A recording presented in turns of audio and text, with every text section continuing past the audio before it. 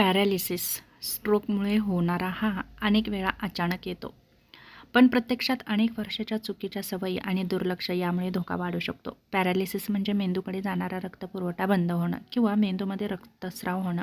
त्यामुळे शरीराचा एखादा भाग निकामी किंवा कमकुवत होऊ शकतो. पहिली चूक म्हणजे बीपीकडे दुर्लक्ष करणं. उच्च रक्तदाबामुळे रक्तवाहिन्यांवर ताण येतो आणि मेंदूतील रक्तवाहिन्या अरुंद होतात. रक्ताची गुठळी तयार होऊ शकते. रक्तवाहिन्या फुटण्याचा धोका वाढतो. म्हणून नियमित बीपीची तपासणी करा. मीठ नियंत्रणामध्ये ठेवा आणि औषधं डॉक्टरांच्या सल्ल्याशिवाय घेऊही नका आणि बंदही करू नका. जास्त तेलकट, तळलेले किंवा प्रक्रिया केलेले अन्न खाऊ नका. अशा अन्नामुळे कोलेस्ट्रॉल वाढतं. रक्तवाहिन्यांमध्ये ब्लॉकेजेस तयार होऊ शकतात. मेंदूपर्यंत रक्त कमी पोहोचू शकतं. त्याचप्रमाणे फळे, भाज्या, संपूर्ण धान्य खा. ट्रान्स फॅट कमी करा. धूम्रपान, तंबाखूचं व्यसन असेल तर बंद करा. या व्यसनामुळे रक्तवाहिन्या आकुंचन पावतात, रक्ताच्या गुठळ्या तयार होण्याची शक्यता वाढते आणि स्ट्रोकचा धोका अनेक पटीने वाढू शकतो. मधुमेह नियंत्रणामध्ये न ठेवणं. जास्त साखर खाल्ल्यामुळे रक्तवाहिन्यांचं नुकसान होतं. मेंदू आणि हृदयाचा धोका वाढतो. लक्षात ठेवा, उपाशी पोटी आणि जेवणानंतरची साखर नक्कीच तपासा. सतत बसून राहू नका. व्यायाम करा. जर वजन वाढलं तर बीपी आणि कोलेस्ट्रॉलही वाढतं. रक्ताभिसरण मंदावतं. म्हणून रोज किमान 30 ते 45 मिनिटे नक्कीच चाला.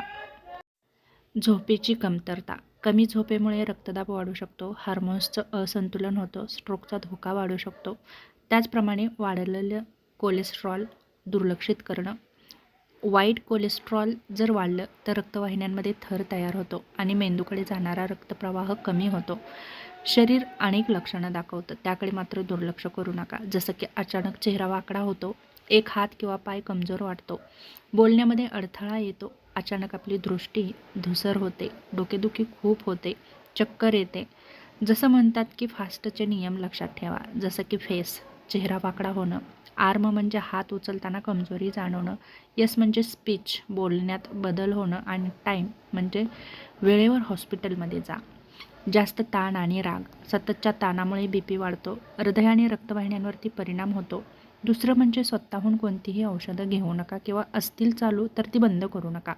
बीपी, साखर किंवा रक्ताची पातळी कमी करणारी औषधे स्वतःहून कमी करू नका.